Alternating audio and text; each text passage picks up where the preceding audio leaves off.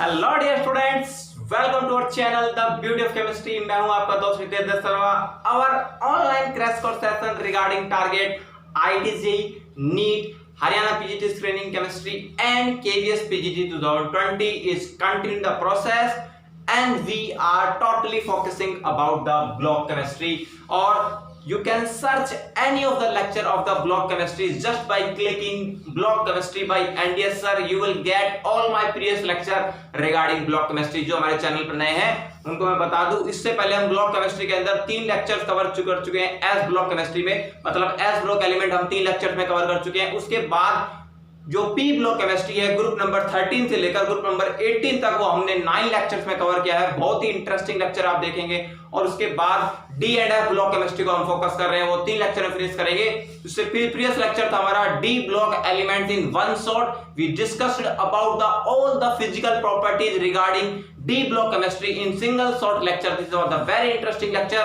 और उसके बाद आज हम डिस्कस कर रहे हैं F block elements in one shot. उसके बाद हमारा थर्ड लेक्चर रहेगा D and F block chemistry में। This is all about KMnO4 and K2Cr2O7, क्योंकि डायरेक्ट जेईई मेंस में और नीट में स्ट्रेट फॉरवर्ड क्वेश्चन आते हैं KMnO4 K2Cr2O7 की प्रिपरेशन को लेकर और उसकी केमिकल प्रॉपर्टीज को लेकर, तो उनको हम डिस्कस करेंगे हमारे नेक्स्ट लेक्चर में।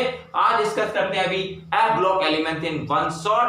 So let's start the very interesting chemistry regarding F block chemistry. चलिए अब बात करते हैं। सबसे इंपॉर्टेंट हमारा फोकस ये रहता है कि we will cover the NCERT line to line, क्योंकि बहुत इंटरेस्टिंग है। क्योंकि नेशनल टेस्ट एजेंसी अब जेईई मेंस और नीट का एग्जाम कंडक्ट करती है, तो उनका सारा फोकस टोटली एनसीईआरटी पर है। 60 to 70% जो क्वेश्चन है जेईई मेंस 2020 के, आप मैच करके देख लीजिए, पूरे NCERT line to line pick up किए गए हैं। तो हम उसी को फोकस करके और साथ ही साथ मैं एनसीईआरटी के साथ साथ 3 और 4 बुक्स के डाटा और कलेक्ट करके लाकर आऊं, जिसके साथ ये लेक्चर इंफॉर्मेटिव रहे और आपको ये ना लगे कि कुछ भी क्वेश्चन बाहर से आ सकता है। तो जो ये लेक्चर हमारे देख रहे हैं ब्लॉक केमिस्ट्री के, these are the very informative and very interesting lecture। तो let's start our lecture F block elements in one shot। चलिए देखो, सबसे पहला क्वेश्चन ये फटाफट होता है कि F block elements होते क्या है। F block एलिमेंट देखो, D block एलिमेंट्स क्या होते हैं? those elements whose last electron goes to D subcell, और D subcell को हम पेनल्टीमेट सेल बोलते हैं, सेकंड लास्ट। ठीक है, अब बात ये आती है कि जो F सबसेल होती है वो होती है एंटी पेनल्टीमेट, मतलब पेनल्टीमेट सेल से भी एक अंदर की सेल होती है। जैसे पेनल्टीमेट सेल होती है N-1 D सबसेल और एंटी पेनल्टीमेट होती है N-2 F सबसेल। तो सबसे इंटरेस्टिंग बात क्या आएगी, F ब्लॉक एलिमेंट हम क्या बोलेंगे? The elements whose last electron goes to F subshell and antepenultimate shell. अब देखो होती क्या है, वो जर्नल आउटरमोस्ट इलेक्ट्रॉनिक कॉन्फ़िगरेशन से पता चलेगा। What is the journal outermost electronic configuration of the F block element? वो होता है N-2 F1 to 14, मतलब F जो ऑर्बिटल होता है उसमें कितने, F सबसेल में कितने इलेक्ट्रॉन आ सकते हैं? मैक्सिमम 14 इलेक्ट्रॉन आ सकते हैं। तो 1 to 14 N-2।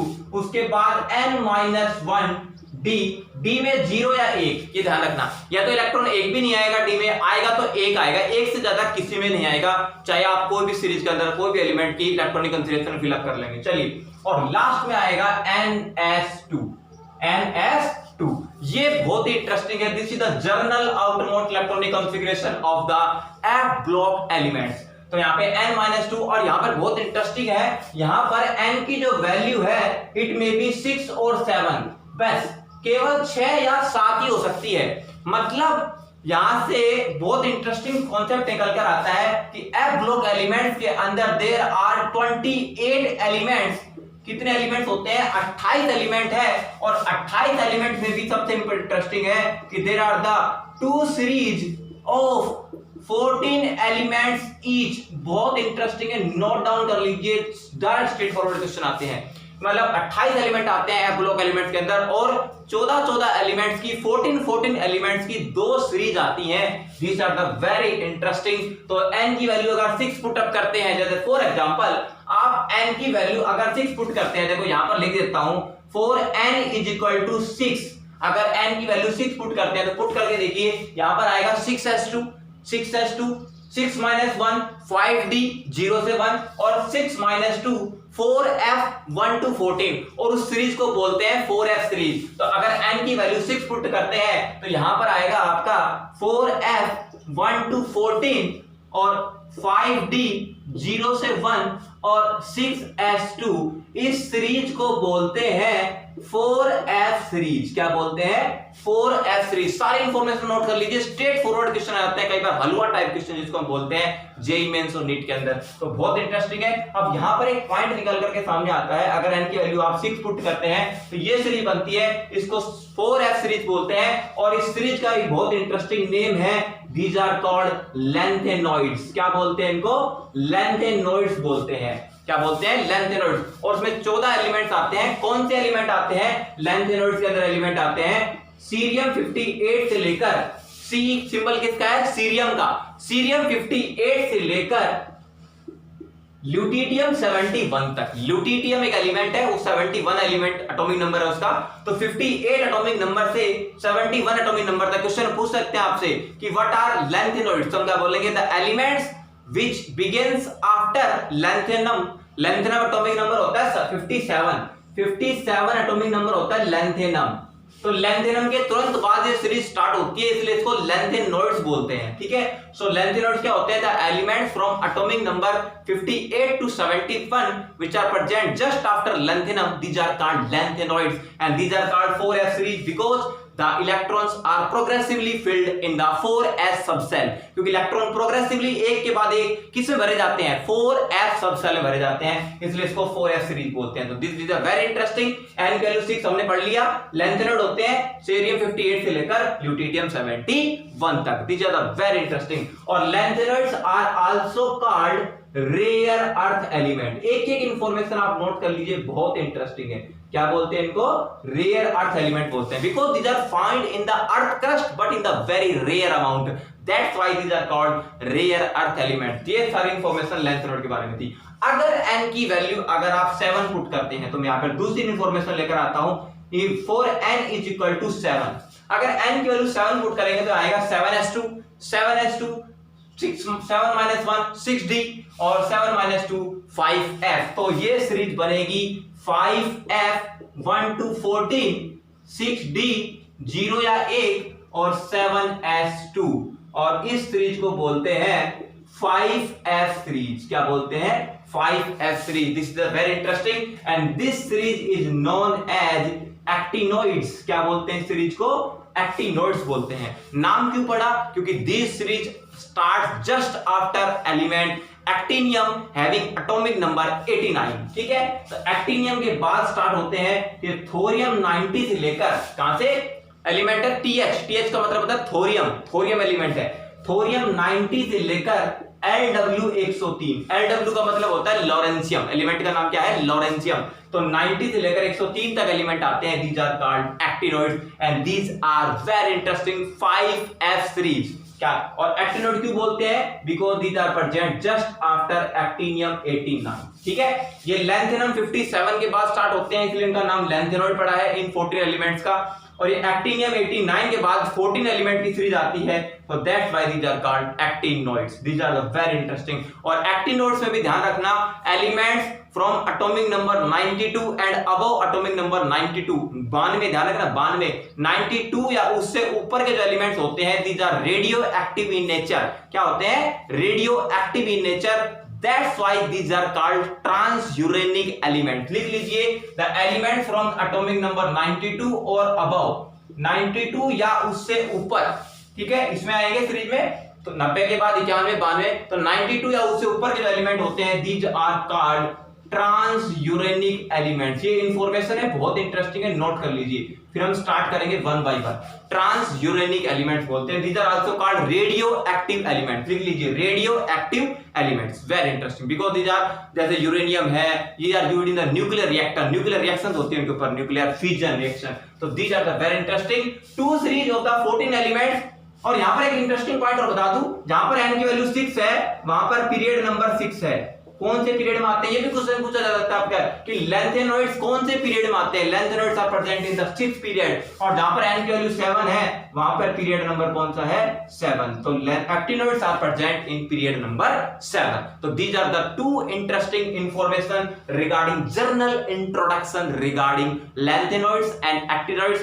14 lanthanoids, 14 actinoids, these are the 28 element of the F block element. तो स्टार्ट करते हैं सबसे पहले इनकी फिजिकल प्रॉपर्टीज के रिगार्डिंग, लेकिन मैं आपको स्ट्रेट फॉरवर्ड क्वेश्चन निकाल के दिखाता हूं कि NCERT line to line pickup question आपको कैसे फ्रेम करने हैं। सबसे पहले बात करेंगे इलेक्ट्रॉनिक कॉन्फ़िगरेशन की। इलेक्ट्रॉनिक कॉन्फ़िगरेशन पे direct straightforward question JEE mains, NEET और any of the competition exam कैसे पूछे जाते हैं।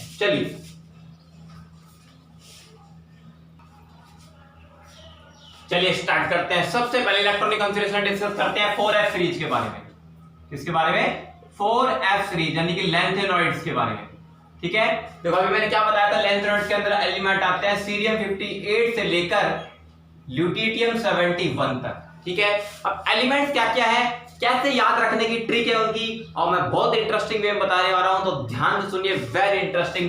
देखो स्टार्टिंग में एलिमेंट स्टार्ट होते हैं यहां पर सीरियम 58, सीरियम 58, उसके बाद आता है Pr 59। Pr का मतलब है प्रेशियोडाइनियम, क्या बोलते हैं इसको, प्रेशियोडाइनियम। Nd 60, इसका नाम है नियोडाइनियम। एक ट्रिक बताऊंगा, उसको याद रखने की आसानी से याद हो जाएगी। सीरियम, प्रेशियोडाइनियम, नियोडाइनियम। Pr 61, इसका नाम है प्रोमीथियम। Pm आएगा इसमें सर, Pr तो आ चुका, Pm का मतलब हो गया प्रोमीथियम। उसके बाद आता है Sm samarium, Eu europium, Gd gadolinium. ठीक है, उसके बाद Tb टर्बियम। ठीक है,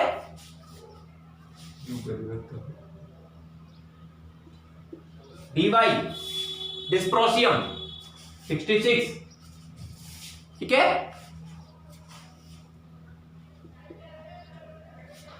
Hu HO oleum. Okay, oleum तो हो गया। उसके बाद बताइए 67, 68, ओलियम के बाद आएगा आपका इर्बियम 68। ठीक है, थूलियम 69, लिट्रबियम 70, और लास्ट में आएगा हमारा ल्यूटिडियम 71। देखो अब मैं याद करने की ट्रिक बताता हूं, बहुत ही इंटरेस्टिंग, एक ही पल में आपको याद हो जाएगा। देखो क्या है, आपको याद रखना है। देखो सीने पर नदियां प्रेम की समाई, देखो ऐसे याद रखना है, सीने पर नदियां। ठीक है, पीएम का मतलब हो गया प्रेम की, एसएम का मतलब समाई। ठीक है, सीने पर नदियां प्रेम की समाई। ईयू का मतलब यू, जीडी का मतलब गदगद, टीपी का मतलब तब दिल हुआ। सीने पर नदियां प्रेम की समाई, यू गदगद तब दिल हुआ, अरे तुम वबलू। ऐसे याद रखना इसको। देखो वाई बी का मतलब वबलू। क्लियर है, सीने पर नदियां प्रेम की समाई, यू गदगद तब दिल हुआ, अरे तुम बबलू। ठीक है, कोई दिक्कत नहीं है। तो आई थिंक आपको बिल्कुल सारी याद हो जाएगी। सीरियम, प्रोमीथियम, आगे क्या हो गया, neodymium, promethium, samarium, europium, gadolinium, terbium, dysprosium, holmium, erbium, thulium, ytterbium and lutetium. ठीक है, सीने पर नदिया प्रेम की समाई, यूं गदगद तब्दील हुआ अरे तुम बबलू। ठीक है, चलिए अब ये हो गया ये सीरीज। अगली याद करेंगे ट्रिक बताता हूं, 5F सीरीज। ठीक है, 5F सीरीज में देखो एक छोटी सी घटना जुड़ी हुई है। हम पुराना न्यूज़पेपर पढ़ रहे हैं। ठीक है, पुराना न्यूज़पेपर पढ़ रहे हैं, उसमें दो खबरें हैं, एक तो आम कम बिके हैं, ठीक है, और दूसरी खबर है कैलिफोर्निया में मैडोना लारा ऐश फरमा रहे हैं। ठीक है, मैडोना लारा एक सेलिब्रिटी है, वो कैलिफोर्निया में जाके ऐश फरमा रहे हैं, और अखबार में खबर और है कि आम कम बिके हैं। तो इन दोनों घटनाओं को हम देखते हुए एक पूरा स्टेटमेंट याद करेंगे, वो होगा एक्टिनोइड्स के बारे में। देखो एक्टिनोइड्स में देखो क्या करेंगे, AC का मतलब 89 हो गया, थोरियम का मतलब 90, ठीक है, PA का मतलब प्रोएक्टिनियम। देखो ऐसे पढ़ना है इसको, आओ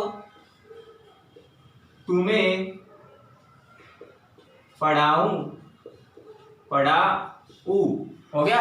देखो 90, 91, 92, आओ तुम्हें पढ़ाऊं हो गया, आओ तुम्हें पढ़ाऊं।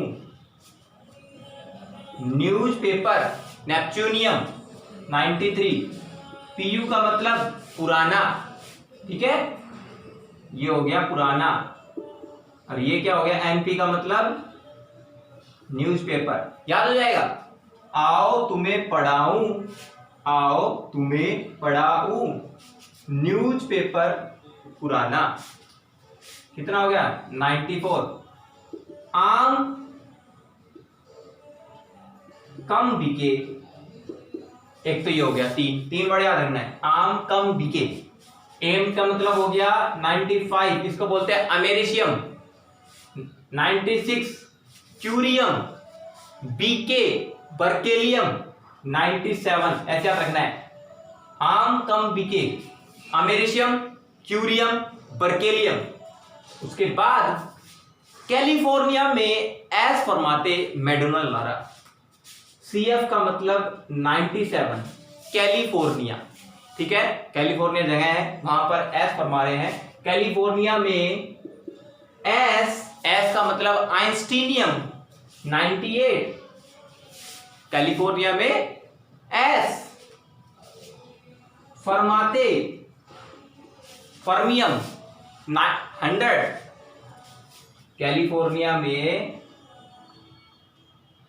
एक रह गया, कैलिफोर्निया में एस फरमाते 98। एक मिनट, गलती हो जाती कई बार, यहां पर देखो गलती होगी, 98 आएगा, कैलिफोर्नियम 97, 98। कैलिफोर्निया में एस फरमाते आइंस्टीनियम 98 फरमाते 100, कैलिफोर्निया में एस फरमाते मैडोना लारा। MD का मतलब मैडोना, NB का मतलब मैडोना, LR का मतलब लारा। ये हो गया 100, 101, 102, 103। ठीक है, तो ऐसे याद रखना। देखो, आओ तुम्हें पढ़ाऊं, न्यूज़पेपर पुराना, आम कम बिके, 3 वर्ड याद रखने, आम कम बिके। भाई पुराने न्यूज़पेपर में खबर आई है, आओ तुम्हें पढ़ाऊं, न्यूज़पेपर पुराना, आम कम बिके, कैलिफोर्निया में एस फरमाते, कैलिफोर्निया में एस फरमाते मैडोना लारा। कोई दिक्कत नहीं है। तो these are the 2 important tricks regarding to memorize the 4F and 5F series. ठीक है, फिर से देख लीजिए, सीने पर नदिया प्रेम की समाई, यूं गदगद तब्दील हुआ अरे तुम बबलू। ठीक है, अगला देखिए, आओ तुम्हें पढ़ाऊं, न्यूज़पेपर पुराना, आम गम बीके और कैलिफोर्निया में एस फरमाते मैकडोनल्ड आ रहा। बिल्कुल ठीक है, कोई दिक्कत नहीं है। देखो नाम बता देता हूं, actinium, thorium, protactinium, uranium, neptune, plutonium, americium, curium, berkelium, californium, einsteinium, fermium, mendelium पर टाइप होते हैं ना, mendelium, nobelium, and this is lawrencium. These are the two important tricks regarding to memorize the 4f and 5s series. So let's start there regarding the journal electronic configuration. Electronic configuration कैसे लिखी जाती है, उन पे straight forward कैसे question आते हैं, और इलेक्ट्रॉनिक कॉन्फ़िगरेशन के साथ हम एक पहली प्रॉपर्टी पिकअप कर रहे हैं जिसका नाम है ऑक्सीडेशन स्टेट। ठीक है, और अब हम एक्टिनोइड्स और लैंथेनोइड्स की जो है वो कंपैरेटिव स्टडी करेंगे, क्योंकि कंपैरेटिव स्टडी पे डायरेक्ट स्ट्रेट फॉरवर्ड क्वेश्चन आते हैं। चलिए स्टार्ट करते हैं। Very interesting regarding the electronic configuration. चलिए देखते हैं। सबसे पहले डिस्कस करते हैं इलेक्ट्रॉनिक कॉन्फ़िगरेशन लैंथेनोइड्स की, और लैंथेनोइड की इलेक्ट्रॉनिक कॉन्फ़िगरेशन पढ़ने के साथ साथ हम पहली प्रॉपर्टी स्टार्ट कर रहे हैं रिगार्डिंग द ऑक्सीडेशन स्टेट। देखो ऑक्सीडेशन स्टेट के रिगार्डिंग लैंथेनोइड और एक्टिनोइड का अगर मैं कंपैरेटिव स्टडी करूं तो बहुत इंपॉर्टेंट स्टडी है। सबसे पहली बात देखो, अगर मैं सिमिलैरिटी की बात करूं, आपसे अगर पूछे कि अगर ऑक्सीडेशन स्टेट के रिगार्डिंग लैंथेनोइड्स और एक्टिनोइड्स में क्या सिमिलैरिटी है, तो सिमिलैरिटी तो एक सीधी सी है मेरे भाई। वो सिमिलैरिटी ये है कि यहां पर भी +3 ऑक्सीडेशन स्टेट और यहां पर भी +3 ऑक्सीडेशन स्टेट, दोनों की मोस्ट कॉमन ऑक्सीडेशन स्टेट +3 होती है। देखो एक बात तो सिमिलैरिटी ध्यान रखना, +3 oxidation state is the most common oxidation state in case of lanthanoids and also in case of actinoids +3 is the most common oxidation state। लेकिन अब मेरे भाई बात आती है कि लैंथेनोइड्स do not show variable oxidation state, ये वेरिएबल ऑक्सीडेशन स्टेट शो नहीं करते। लेकिन एक्टिनोइड्स के अंदर खास बात है, एक्टिनोइड्स दे शो वेरिएबल ऑक्सीडेशन स्टेट। मैं यही तो कह रहा हूं, और हर पॉइंट पे क्वेश्चन पिकअप होगा। अब बात ये आती है कि लैंथेनोइड्स की तुलना में एक्टिनोइड्स जो होते हैं वो वेरिएबल ऑक्सीडेशन स्टेट शो क्यों करते हैं।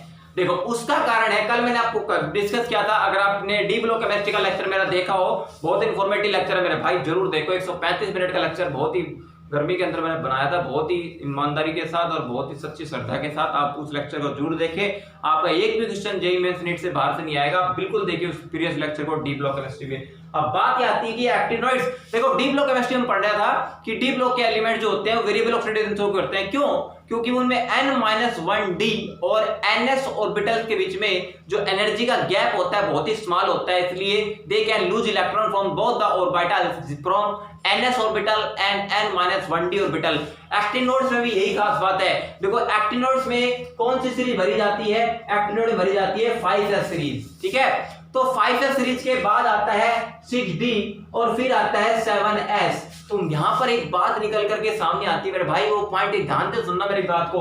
ठीक है, 7s, 6d और 5s, इन तीनों ऑर्बिटल्स के बीच में एनर्जी का गैप, और जिसको so called binding energy difference बोलते हैं, क्योंकि इन सबसेल्स के बीच में बाइंडिंग एनर्जी बहुत कम है, तो बाइंडिंग एनर्जी डिफरेंस कम होने की वजह से। तो आप याद रखना, बहुत इंटरेस्टिंग पॉइंट है, ड्यू टू लेसर, लिख लो, बाइंडिंग एनर्जी डिफरेंस किसके बीच में, between 5s, 6d and 7s orbital. आप चेक कर लीजिए, नीट के प्रीवियस ईयर पेपर में 2 बार ये क्वेश्चन स्ट्रेट फॉरवर्ड पूछा गया है कि why actinoids show variable oxidation state due to what reason. कौन सा अप्रोप्रिएट रीजन है, तो रीजन आप क्लिक करेंगे, due to lesser binding energy difference between 5s, 6d and 7s orbitals. Very interesting यार, इसको ऐसे बोल सकते हैं, due to very lesser energy difference between 5s, 6d and 7s orbitals. ठीक है, अभी याद रखेंगे। लेकिन अब बात सुनो, अब वेरिएबल ऑक्सीडेशन शो करते हैं तो ये +2, +3, +4, +5, +6 और +7, ये सारी ऑक्सीडेशन स्टेट शो करते हैं, +2 से लेकर +7 तक। ठीक है, लेकिन मोस्ट कॉमन कौन सी है, +3। लेकिन लैंथेनोइड्स के अंदर भी एक खास बात है, they can also show +2 and +4 oxidation state. Lanthanoids can also show +2 and +4 oxidation state, लेकिन एक स्पेशल केस के अंदर, एक स्पेशल केस में ही शो करेंगे +2 +4, और स्पेशल केस का नाम है due to extra stability of half filled and fully filled electronic configuration. भाई ऐसे शो नहीं करेंगे +2 +4, +3 तो मोस्ट कॉमन सभी भी करेंगे, नो डाउट। मतलब लेंथेनॉइड्स को अगर हम मोस्ट कॉमन बोले तो एलएन बोलते हैं, एलएन का मतलब इसमें सारे लेंथेनॉइड्स आ गए कॉमन जर्नल। तो लेंथेनॉइड्स में मोस्ट कॉमन स्टेट होती है +3, लेकिन ये किसी केस में अगर +2 +4 शो कर रहे हैं तो उसका भी एक अप्रोप्रिएट रीजन है due to extra stability of half filled and fully filled electronic configuration. ये याद रखेंगे। तो अब याद रखेंगे क्या कह रहा है मैंने कि the most common oxidation state of lanthanoids in +3, but in some cases they show +2 and +4 oxidation state only due to extra stability of half filled and fully filled electronic configuration। देखो हाफ फील्ड की बात आएगी तो F7 होगा, क्योंकि 7 electron जो भर जाते हैं सब सेल में हाफ फील्ड होता है, और फुल्ली फील्ड की बात आएगी तो F14 होगा। तो अगर किसी केस में F7 बनने के चांसेस है, F14 बनने के चांसेस है, तो वो इलेक्ट्रॉन यूज कर सकता है, +2 तक जा सकता है, +4 तक जा सकता है। The very interesting regarding +2 and +4 oxidation state. चलिए अब बात करते हैं इनकी, अब क्लियर हो जाएगा आपको। तो ये डिफरेंस आप नोट कर लीजिए लैंथेनॉइड्स एक्टिनॉइड्स के अंदर रिगार्डिंग ऑक्सीडेशन स्टेट। सीधे स्ट्रेट फॉरवर्ड पॉइंट है, डायरेक्ट क्वेश्चन आते हैं। चलिए अब बात करते हैं इन इलेक्ट्रॉनिक कॉन्फ़िगरेशन की, फिर हम बात कर लेंगे उसके अंदर याद रखने का तरीका बताता हूं आपको। मोस्टली बच्चे इस चीज को, टेबल को और इलेक्ट्रॉनिक कॉन्फ़िगरेशन को क्रैम करते हैं, लेकिन मैंने आपको बोला था जब तक एनडीएस सर आपके साथ है there will be no single time of mugging up in the inorganic chemistry also. चलिए अब देखो लैंथेनॉइड्स के अंदर आपको याद रखना है 57 से लेकर चाहे 71 तक चले जाओ, लेकिन इससे पहले जो नोबल गैस आएगी वो आएगी जिनॉन 54, जिनॉन 54 आएगी। आप देखो इसमें सब में इलेक्ट्रॉनिक कॉन्फ़िगरेशन से पहले जिनॉन तो आप सब में लिख ही लोगे, जिनॉन 54, जिनॉन 54, जिनॉन 54, इसमें कोई दिक्कत नहीं है, सब में चलेगा, ठीक है। सभी के अंदर जिनॉन 54 तो आएगा, तो आपको बार बार बताने की मेरे को जरूरत नहीं है। जिनॉन 54 और सब में चलेगा ये लास्ट तक, और यहां भी मैं लिख देता हूं जिनॉन 54। चलो अब देखो याद रखने की ट्रिक बताता हूं आपको। पहले क्या करना है, जब लैंथेनॉइड 57 है तो 54 के अंदर 57 में से 54 हटाओ तो 3 इलेक्ट्रॉन भरने आपको।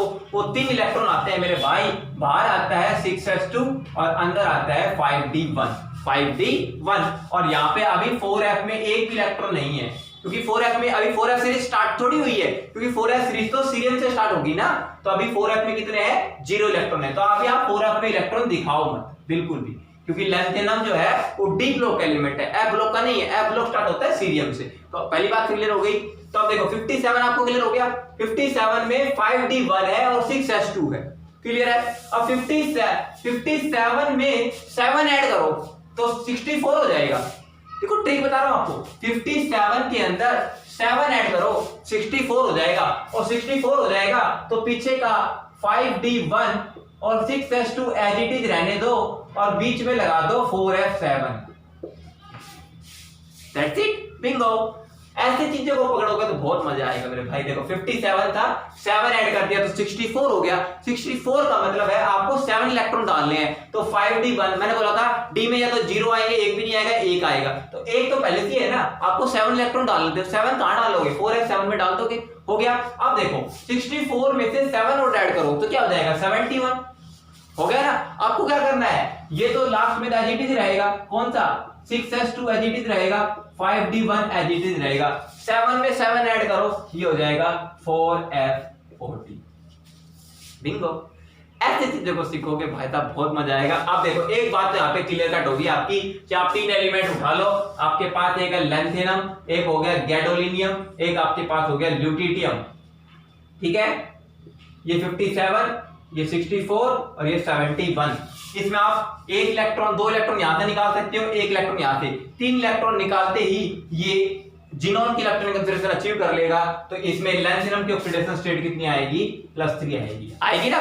इसमें 7 ऐड करो, इसकी +3 आएगी, इसमें 7 ऐड करो तो +3 आएगी। देखो यहाँ पर गैडोलिनियम में 2 इलेक्ट्रॉन यहां से निकालो, 1 इलेक्ट्रॉन यहां से निकालो, आपकी कंसीडरेशन आ जाएगी हाफ फील्ड 4f7। अब फिर इलेक्ट्रॉन निकालना डिफिकल्ट है, तो इसलिए गैडोलिनियम भी ऑक्सीडेशन स्टेट शो कौन सी करेगा, +3 शो करेगा मेरे भाई। ऐसे चीजों को सीखो।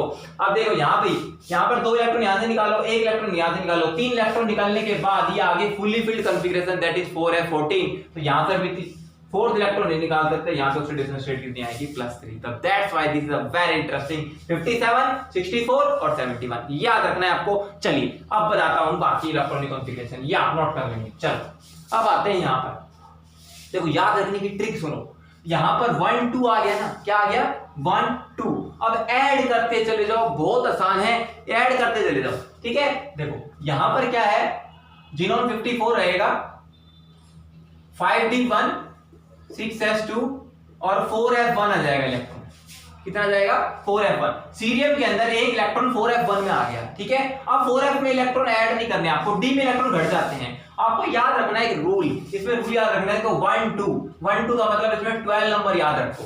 इसमें देखो 1 1 2 1 1 2, इसमें नंबर याद रखो 112, 12 के बाद 112, ऐसे याद हो जाएंगे इलेक्ट्रॉनिक कॉन्फ़िगरेशन। अब देखो अगला नंबर याद रखना है 32, अगला नंबर याद रखना है 42, अगला नंबर याद रखना है 52, और अगला नंबर याद रखना है 62, और अगला नंबर याद रखना है 72।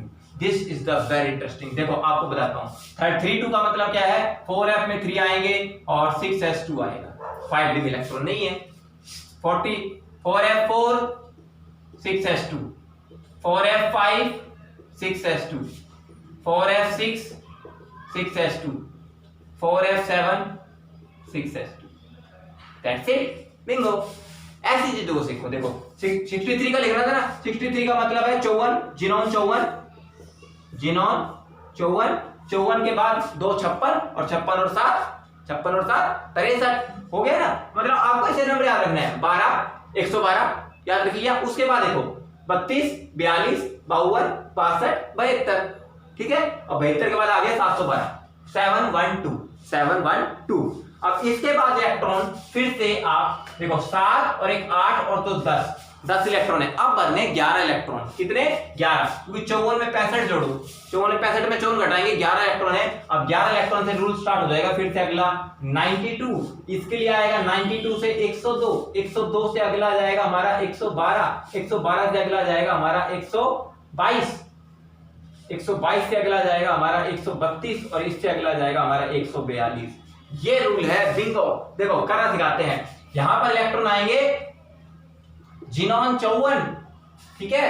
92 का मतलब है 4f9 6s2, 4f9 6s2, 11 हो गए ना। देखो 7 और एक 8 तो 10, इसमें तो 10 भर रहे थे, 712, 72 के बाद क्या था, 712, इसके बाद 92, इसके बाद अब याद रखना बड़ा आसान है, 4f10 6s2, 11 2 का मतलब है 4f11 6s2, 4f12 6s2, 4f13 6s2, 4f14 6s2, और आगे देखो 4f14 5d1 6s2। That's it. कोई भी दिक्कत किसी भी इलेक्ट्रॉनिक कॉन्फ़िगरेशन के अंदर कोई दिक्कत नहीं है। 12 112 32 42 52 62 72 712 92 102 112 122 132 142, और वहां पे आ गया 1412 112। तो वेरी इंटरेस्टिंग। तो आप ऐसे याद रख लेंगे। अब आपको बताया था कि ये मोस्ट कॉमन शो करते हैं +3, लेकिन +2 +4 किस केस में शो करेंगे। देखो अगर यहां बात करूं मैं यूरोपियम की, किसकी, यूरोपियम की। देखो यूरोपियम 63 है, इसके अंदर आप 2 इलेक्ट्रॉन निकाल लो, 6s से 2 इलेक्ट्रॉन निकाल लिए, ठीक है। 2 इलेक्ट्रॉन निकालते ही 4f7 आ गया, और 4f7 क्या होता है, हाफ फील्ड। अब तीसरा इलेक्ट्रॉन निकालना बहुत डिफिकल्ट है। तो यूरोपियम कौन सी इलेक्ट्रॉनिक कॉन्फ़िगरेशन, यूरोपियम कौन सी ऑक्सीडेशन शो करेगा मेरे भाई, +2। कितना आसान हो गया, क्योंकि यूरोपियम के अंदर 2 इलेक्ट्रॉन निकालते ही हाफ फील्ड आ गया। और मैंने बोला था lanthanoid show +2 and +4 oxidation state in special case due to extra stability of half filled and fully filled electronic configuration. ऐसे याद रह जाएंगे आपको चीजें। अब देखो 63 में 7 ऐड करो, 63 में 7 ऐड करो, क्या आएगा, 70 का ये रहा, ये ट्रिपियम ये रहा।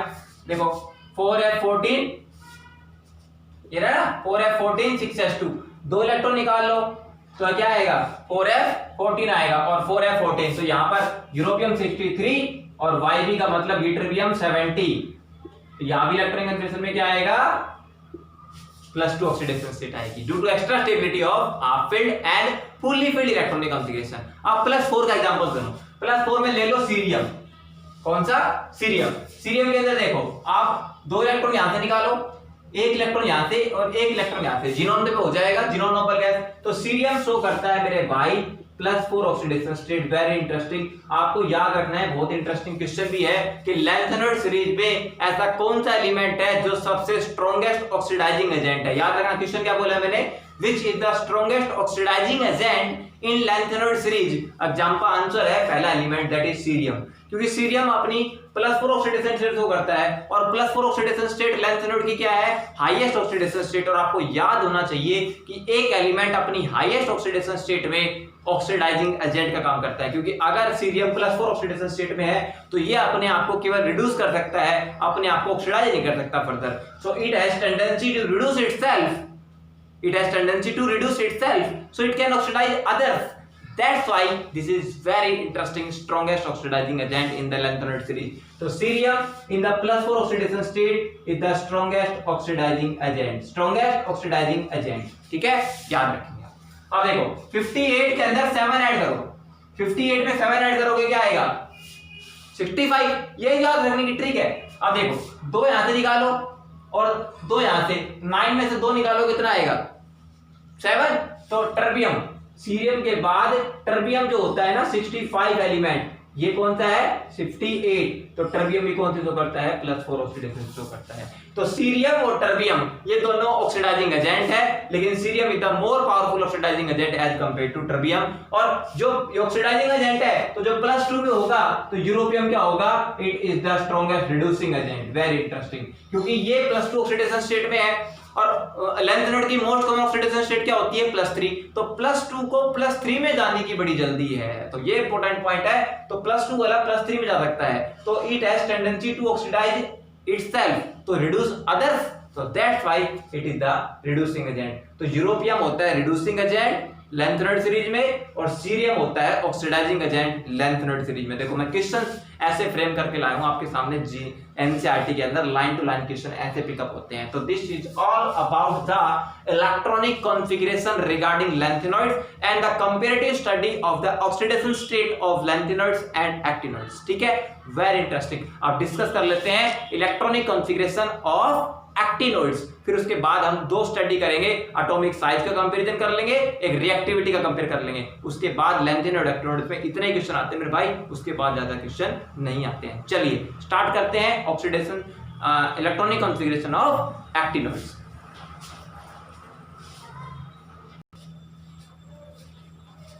चलिए डिस्कस कर लेते हैं ऑक्सीडेशन इलेक्ट्रॉनिक कॉन्फ़िगरेशन किसकी, एक्टिनॉइड्स की। देखो इससे ट्रिक बताता हूं आपको। देखो मैं आपको लेक्चर में वो बातें कवर करता हूं जो आपको कहीं दूसरी जगह देखने को नहीं मिलेगी, क्योंकि ये वैसी बातें हैं जो बहुत कम यूट्यूबर्स हैं वो डिस्कस करते हैं, क्योंकि डायरेक्ट स्ट्रेट फॉरवर्ड क्वेश्चन आते हैं और इनके ऊपर आप बिल्कुल ध्यान लगाकर सुनिए, ध्यान से देखिए बाकी प्रॉपर्टी में साथ में डिस्कस कर ही रहा हूं। हमारे लेक्चर लेंथी होते हैं, वो सबको आदत हो ही गई होगी, तो अब तक हमारे लेक्चर देख रहे हैं, लेक्चर को पार्ट्स में देखना बहुत जरूरी होता है। ठीक है, तो अब बने रहिए हमारे साथ। तो एक्टिनियम के बाद देखिए, अब देखो लैंथेनॉइड जब हमने पढ़े थे तो उससे पहले नोबल गैस आई थी जिनोन 54 और एक्टिनियम 89, उससे पहले नोबल गैस कौन सी जाएगी, रेडॉन 86।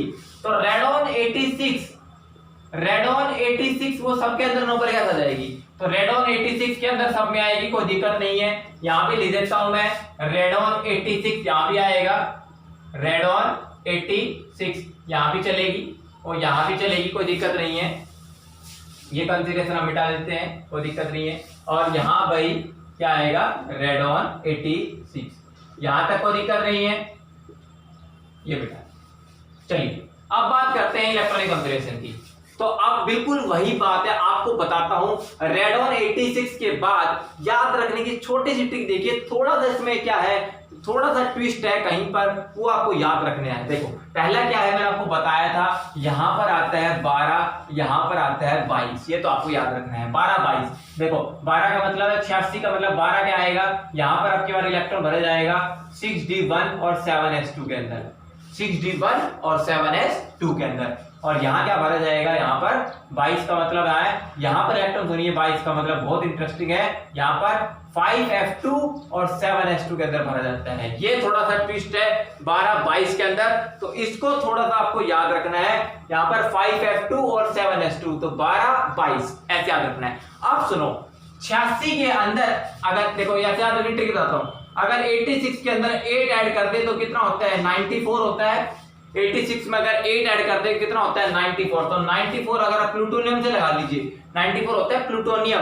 तो प्लूटोनियम के अंदर 96 8 इलेक्ट्रॉन ऐड करने हैं, तो 8 होते हैं 6 6 और 2 8। उसके बाद सारी सीरीज वही है जो सीरीज हमने पढ़ाई थी एक्टिनोइड्स नहीं लेंथेनोइड्स के अंदर।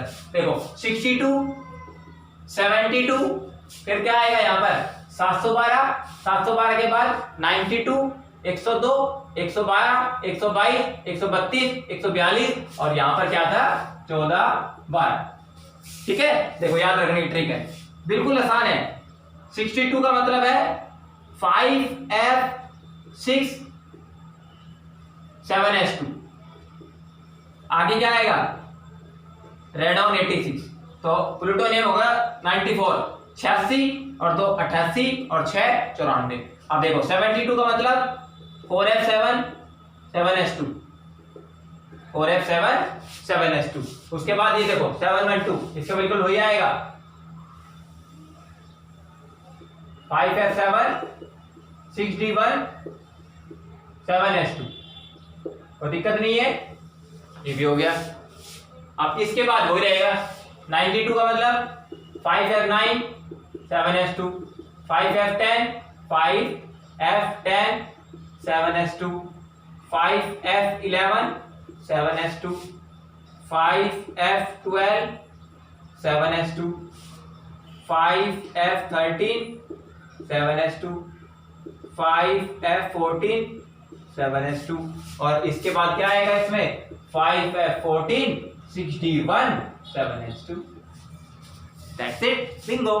अब ये बीच की 3 कंसीडरेशन रह गई है, उसमें तो क्या पढ़ा था हमने कि 12 112 32 42 और 52, ये चीजें पढ़ रहे थे, 32 42 और 52 हमने पढ़ लिया था। इसमें थोड़ा सा फर्क है, इसमें देखो 5 इलेक्ट्रॉन को याद रखने का ट्रिक क्या है, थोड़ी सी ट्रिक है इसमें है। देखो यहाँ पर एटॉमिक नंबर कितना है 91 और कितने से ऐड करना है, रेडॉन 86, रेडॉन 86, तो 91 में 86 घटाओ कितने बच गए 5 इलेक्ट्रॉन को भरना है 212 के अंदर, 212 याद रखना है। ठीक है, ये 92 है, यहाँ पर कितना आ गया रेडॉन 86, तो कितने इलेक्ट्रॉन भरने हैं आपको 6 इलेक्ट्रॉन भरने हैं 312 के अंदर, 312 के अंदर। और यहाँ पर 97 है, रेडॉन 86, यहाँ पर कितने इलेक्ट्रॉन भरने हैं आपको 7 इलेक्ट्रॉन भरने हैं और 7 इलेक्ट्रॉन भरने हैं आपको 412 के अंदर। बस ये याद रखना है रूल, 212 312 और 412, ताकि 712 भी रिलेट करता है। ठीक है, अब देखो इसमें भरेंगे तो क्या आएगा, 212 का मतलब क्या हो गया 4f1 है, 5d1 है, 6d1 है और 7s2 हो गया। 312 का मतलब 4f3 5d1 ना सॉरी 6d1 7s2 और 412 का मतलब है 4f4 ना 5f4 6d1 7s2। तो दैट्स इट, रूल याद रखने का ट्रिक है यही है। देखो हम भी कोई भाई बड़े टीचर महात्मा नहीं है, याद रखने का हमने भी ट्रिक बना रखी है, तो ऐसी ट्रिक को अप्लाई फॉलो करना है 12 22। उसके बाद ट्रिक तो मैंने बताई दी, यहां से 62 से लेकर आगे चलते हैं, वो सारी सीरीज लेंथेनोइड से मैच करती है, 62 72 उसके बाद सारी वही है। यहां पर थोड़ा सा ट्विस्ट है 3 एलिमेंट के अंदर, 91 92 और 93 के अंदर। ठीक है, यहाँ पर प्रोएक्टिनियम यूरेनियम नेपच्यूनियम, इसमें 212 312 और 412, ये आपको ऑर्डर याद रखना है, this is a very interesting. और याद रखना है आपको ये जो एलिमेंट है 91 5 घटा सकते हैं आप, थोरियम 4 घटा सकते हैं, एक्टिनियम 3, तो एक्टिनियम आपका ऑक्सीडेशन स्टेट शो करेगा +3 मैक्सिमम। ठीक है, एक्टिनियम के बाद यहां पर लिख देता हूं, थोरियम कहां तक चला जाएगा +5 तक चला जाएगा, प्रोएक्टिनियम +5 तक चला जाएगा, यूरेनियम चला जाता है +6 तक और नेपच्यूनियम चला जाता है +7 तक। This is a very interesting. Uranium की आपको याद रखना है हाईएस्ट ऑक्सीडेशन स्टेट यूरेनियम की +6 होती है, नेपच्यूनियम की +7 होती है मेरे भाई, और प्लूटोनियम की भी +7 होती है। प्लूटोनियम की भी कितनी होती है +7 ऑक्सीडेशन स्टेट होती है। This is a very interesting question for the exam point of view. तो आपको याद रखना है +6 +7 +6 +7 और यहाँ पर फिर आ जाएगा +5। तो आगे ऑक्सीडेशन स्टेट आपको याद रखनी है। मैं आपको बता दूं कहां से चेंज करना स्टार्ट होती है ऑक्सीडेशन स्टेट। तो वेरी इंटरेस्टिंग है concept, this is a very interesting question for the exam point of view. तो आपको याद रखना है this is the regarding oxidation electronic consideration of the actinoids. तो यहां तक का पॉइंट खत्म हो गया। अब बात करते हैं एटॉमिक साइज के रिगार्डिंग, क्या ट्रेंड है दोनों में और क्या दोनों के अंदर डिफरेंस है लैंथेनॉइड और एक्टिनोइड्स के। चलिए फिजिकल स्टेट के रिगार्डिंग अगर क्वेश्चन आएगा अगला तो वो क्या आएगा, एटॉमिक साइज और आयनिक साइज के रिगार्डिंग। तो अभी इससे पहले इलेक्ट्रॉनिक कॉन्फ़िगरेशन पूरा डिटेल में डिस्कस किया हमने। इलेक्ट्रॉनिक कॉन्फ़िगरेशन के ऊपर मैंने टाइम दिया, देखो 40 से 45 मिनट के लेक्चर में मैंने ऑक्सीडेशन स्टेट और इलेक्ट्रॉनिक कॉन्फ़िगरेशन सिखाया आपको लैंथेनॉइड और एक्टिनोइड के जनरल इंट्रोडक्शन के साथ। तो उस लेक्चर का थोड़ा सा वर्थ रखना मेरे भाई, थोड़ा सा न्याय करना उसके साथ, अच्छे से देखना लेक्चर को, वेरी इंटरेस्टिंग है। चलो एटॉमिक साइज के रिगार्डिंग बात करते हैं। देखो अगर मैं लैंथेनॉइड्स और एक्टिनोइड्स की बात करूं, एक तरफ है लैंथेनॉइड्स और एक तरफ है एक्टिनोइड्स, ठीक है। अगर लैंथेनॉइड्स के अंदर सीरियम 58 से लेकर ल्यूटिटियम 71 तक चलते हैं तो there is a decrease in the atomic size. यहां पर एटॉमिक साइज में डिक्रीज आता है and there is a regular decrease in the atomic size and this concept is a very interesting, this is called lanthanoid contraction. क्या बोलते हैं इसको, lanthanoid contraction बोलते हैं। तो हम क्या बोलते हैं, एज वी गो फ्रॉम, लिख लीजिए नोट्स बना लीजिए, बहुत इंटरेस्टिंग है। As we go from cerium 58 to lutetium 71 from left to right, the atomic size decreases regularly and this decrease in the atomic size in case of lanthanoids, this is called lanthanoid contraction. This is a very interesting phenomena. So as we go from cerium 58, अब देखो अगर इनकी most common oxidation state के regarding मान के चलूं, मैं क्या मान के चलूं, मोस्ट कॉमन ऑक्सीडेशन स्टेट के रिगार्डिंग अगर मान के चले तो यहां पर एक बहुत इंपॉर्टेंट क्वेश्चन आता है कि एटॉमिक साइज के अंदर सीरियम 58 से लेकर 187 पिकोमीटर से लेकर 172 पिकोमीटर, मतलब इस सीरीज के अंदर 15 पिकोमीटर का डिफरेंस है, इसमें आपके 14 एलिमेंट्स आ जाते हैं। और अगर +3 ऑक्सीडेशन स्टेट की बात करें, यानी कि सीरियम +3 से लेकर अगर मैं ल्यूटिटियम +3 की बात करूं, मतलब +3 ऑक्सीडेशन स्टेट के रिगार्डिंग बात करूं तो 106 पिकोमीटर से लेकर यहां पर 85 पिकोमीटर पे आके खत्म होता है। मतलब यहां पर just in the difference of 81 picometer there are the 14 element. तो लेकिन बात यह है कि रेगुलरली डिक्रीज करता है atomic size. So as we go from cerium 58 to lutetium 71 there is a regular decrease in the atomic size in case of lanthanoids and this phenomena is known as very beautiful lanthanoid contraction. क्या बोलते हैं इसको, lanthanoid contraction बोलते हैं। लेकिन actinoid में भी कुछ खास बात कम नहीं है।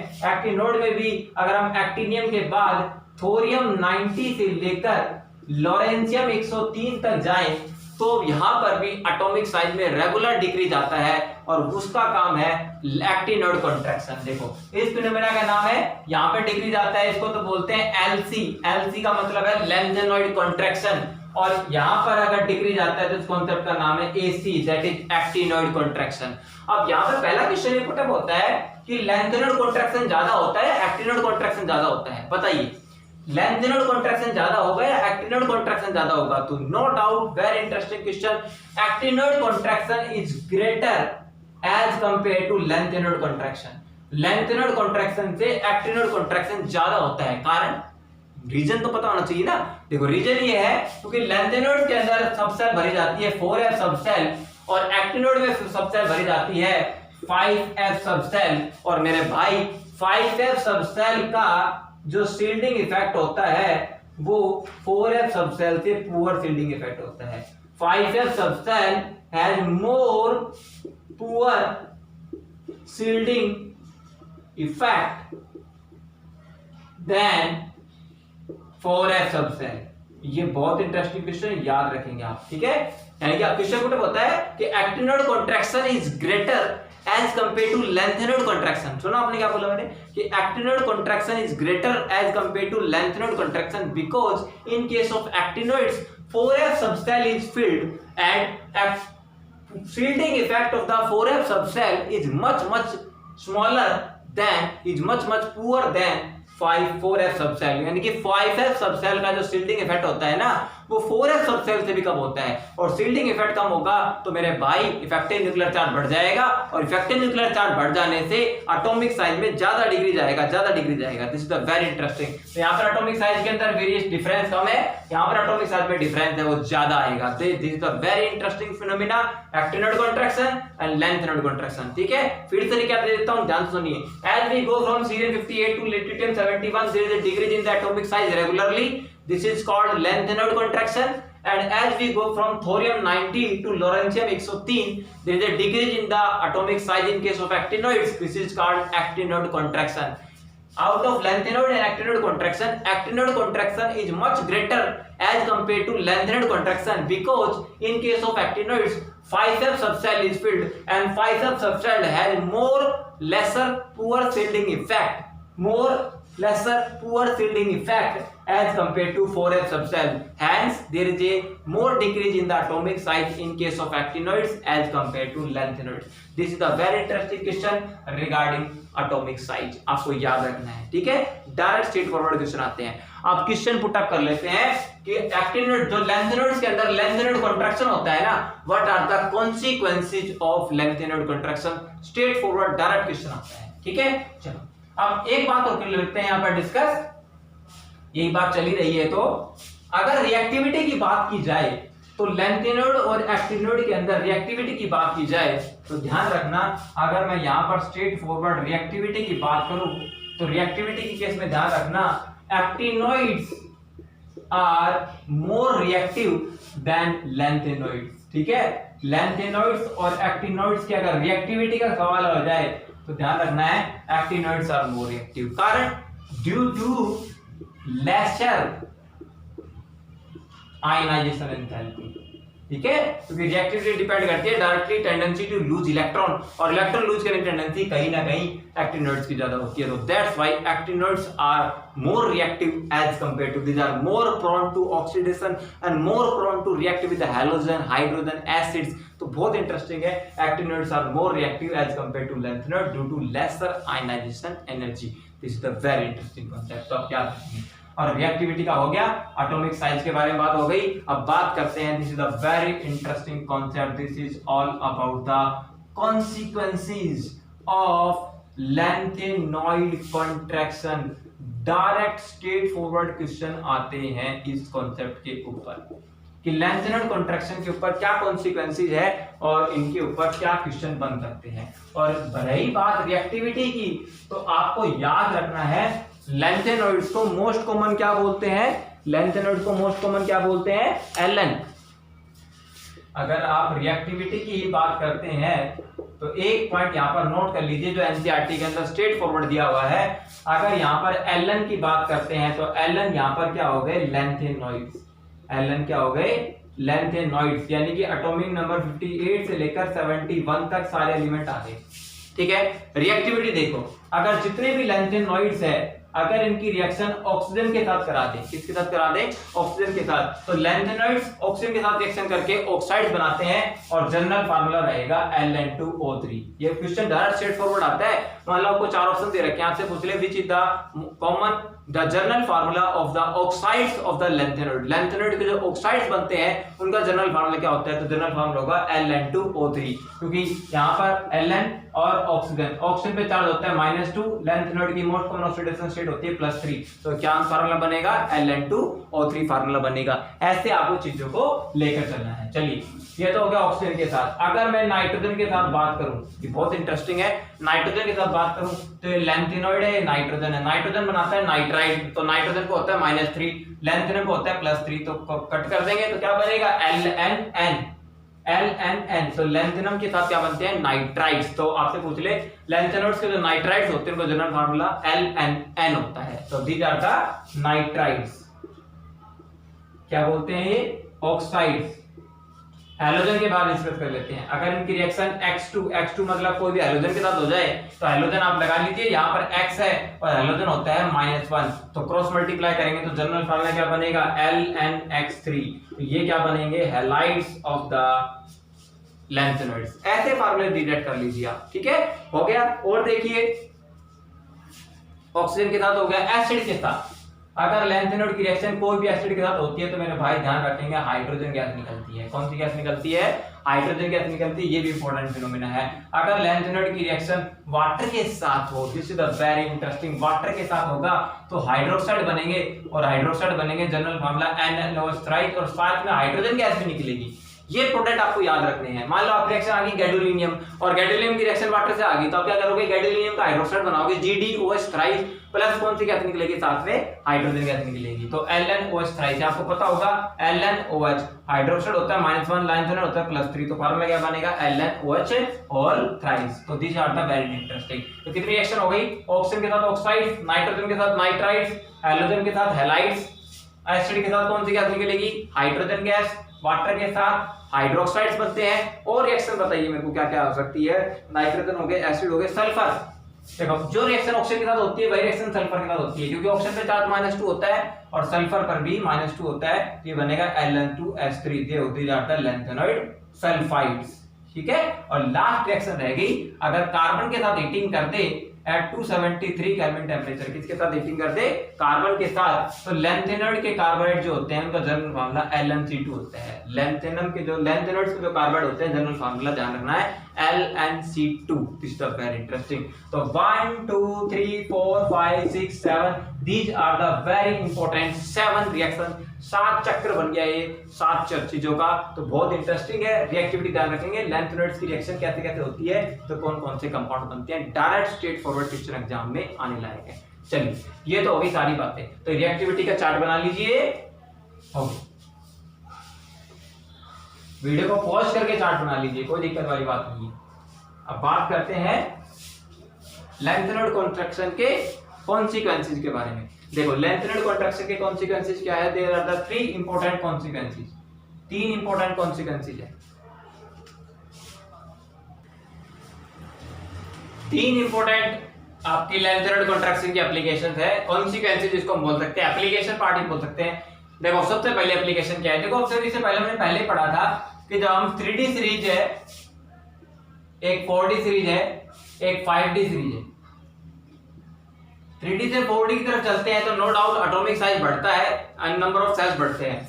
लेकिन जैसे ही 4D से 5D पे आते हैं एटॉमिक साइज लगभग सिमिलर हो जाता है। देखो फॉर एग्जांपल यहाँ पर 3D सीरीज में बात को करें, स्कैंडियम, टाइटेनियम, वेनेडियम, क्रोमियम। यहाँ पर 4D सीरीज में इटीरियम, इटीरियम हो गया,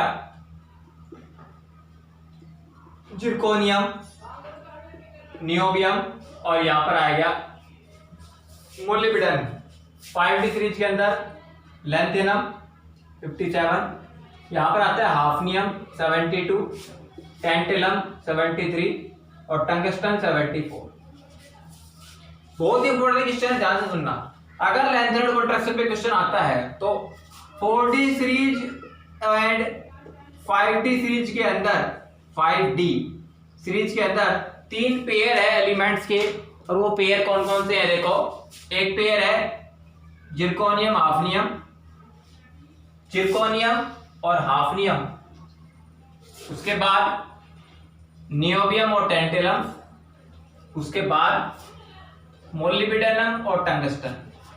इन दोनों के एटॉमिक साइज लगभग कंपेरेबल होते हैं, इन दोनों का एटॉमिक साइज लगभग कंपेरेबल होते हैं, और इन दोनों का एटॉमिक साइज लगभग कंपेरेबल होते हैं, ठीक है। अगर मैं आपको डाटा देना चाहूं तो जिरकोनियम का एटॉमिक साइज लगभग 160 पिकोमीटर होता है और इसका 159 पिकोमीटर होता है। देखो कितना ऑलमोस्ट मैच कर रहा है, 160 159, तो ऑलमोस्ट सिमिलर एटॉमिक साइज होता है। This is the NCERT data. तो वेरी इंटरेस्टिंग। तो हम क्या बोलेंगे, क्यों फर्क पड़ रहा है? क्या as you go from 4D to 5D subshell there is a due to lanthanoid contraction. ये तीनों जो क्वेश्चन है ना कि जिरकोनियम हाफनियम, नियोबियम, टेंटेलम 41 और 73 याद रखना है, और 42 और 74 और 40 और 72।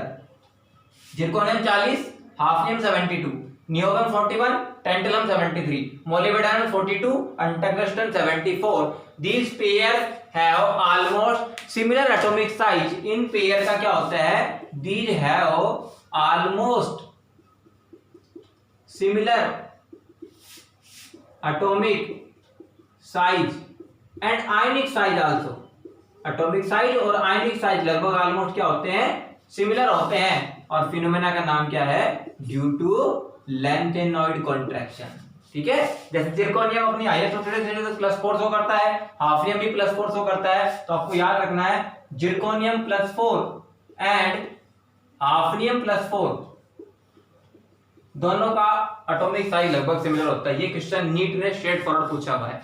आपको मान लो 4 पेयर दे दिए, आपसे पूछ ले कौन सा पेयर ऐसा है जिसमें एटॉमिक साइज लगभग सिमिलर होंगे। तो आपको याद रखना है जिरकोनियम हाफनियम, नियोबियम टैंटेलम और मोलिब्डेनम टंगस्टन। इनके जो क्या होते हैं एटॉमिक साइज लगभग सिमिलर होते हैं। अब लैंथेनॉइड कॉन्ट्रैक्शन का कारण क्या है, रीजन जानो। रीजन ये है मेरे भाई, ध्यान से समझना, एक ही समझा दूंगा उससे क्लियर हो जाएगा। देखो अगर मैं पिछले लेक्चर में हालांकि बता चुका हूं, फिर से बता देता हूं। अगर मैं जिरकोनियम और हाफनियम के 2 एग्जांपल लूं, जिरकोनियम हो गया 40 एटॉमिक नंबर, हाफनियम हो गया 72। जिरकोनियम तो होता है, जिरकोनियम से पहले आते हैं क्रिप्टॉन 36 नोबल गैस, इसमें 4d2 5s2 होता है, 4d2 5s2। और हाफनियम की अगर बात करें तो इससे पहले नोबल गैस आती है जिनॉन 54, जिनॉन 54 से 5d2 6s2, ये तो आएगा ही आएगा।